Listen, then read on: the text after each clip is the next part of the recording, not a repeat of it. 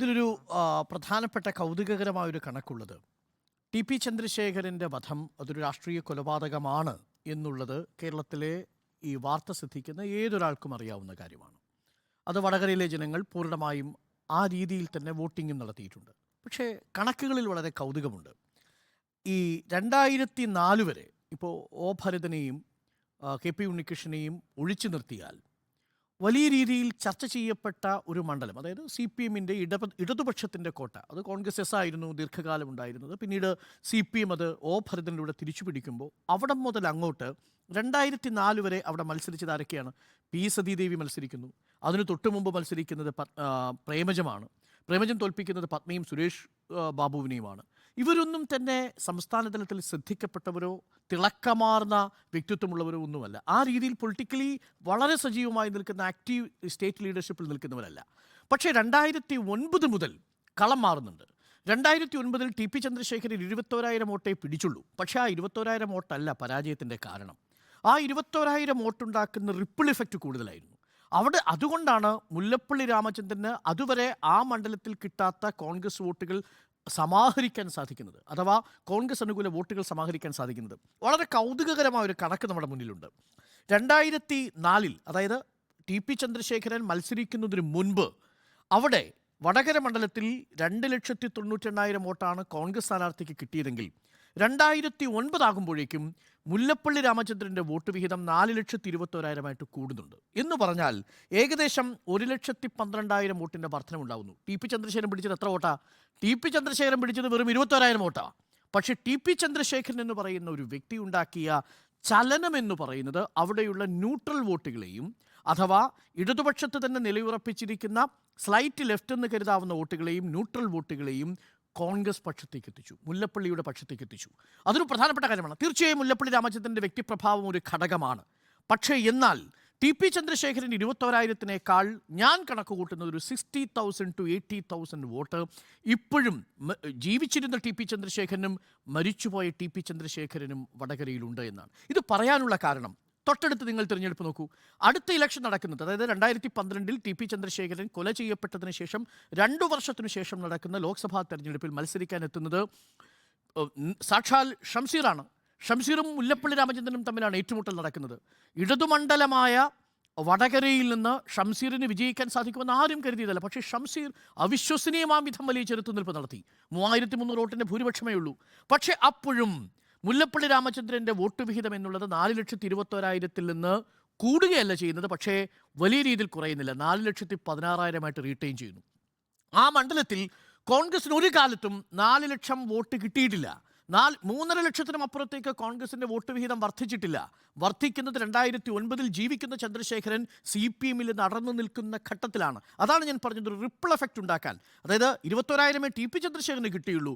പക്ഷേ ആ മണ്ഡലത്തിൽ സി പി എം വിജയിക്കേണ്ട എന്ന് കണക്കാക്കുന്ന ഒരു anti C P M vote 60,000 to 80,000 ആ മണ്ഡലത്തിലുണ്ട്.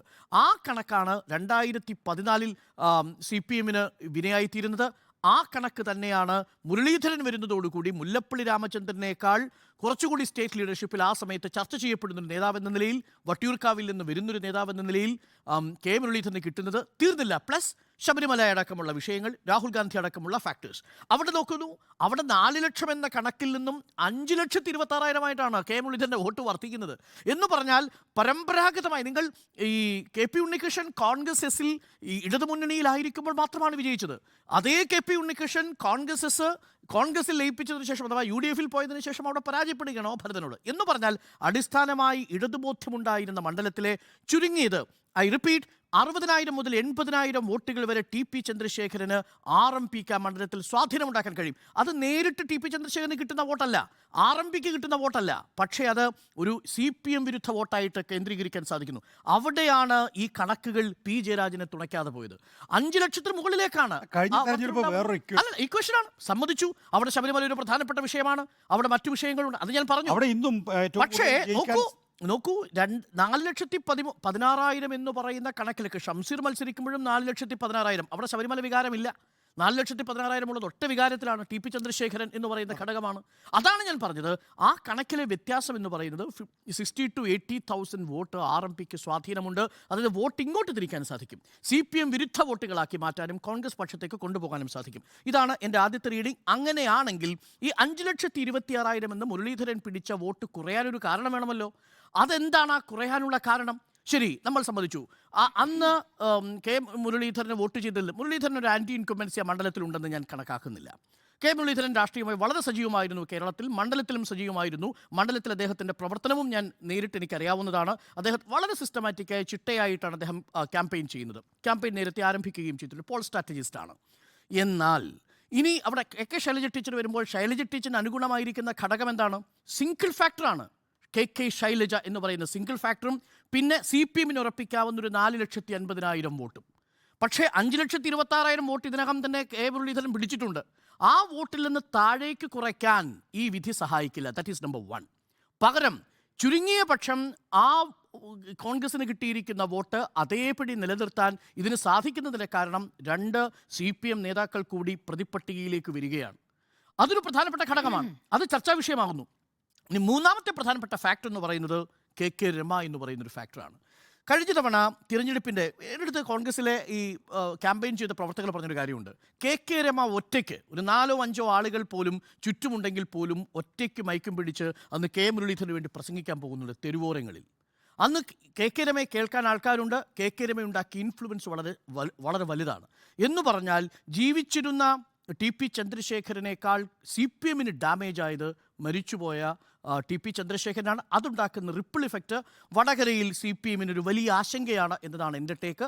അതുകൊണ്ട് ദോഷം ചെയ്യുമോ എന്ന ചോദ്യത്തിന് നിലവിലുള്ള കണക്കുകളിൽ 5,26,000 എന്ന കെ മുരളീധരൻ്റെ വോട്ടിനെ പിടിച്ചു കുറയ്ക്കാൻ കെ ശൈലജയുടെ പൊളിറ്റിക്കൽ ഇമേജിനെ കൊണ്ട് മാത്രം കഴിയുമോ എന്ന കാര്യത്തിൽ എനിക്ക് സംശയമുണ്ട്.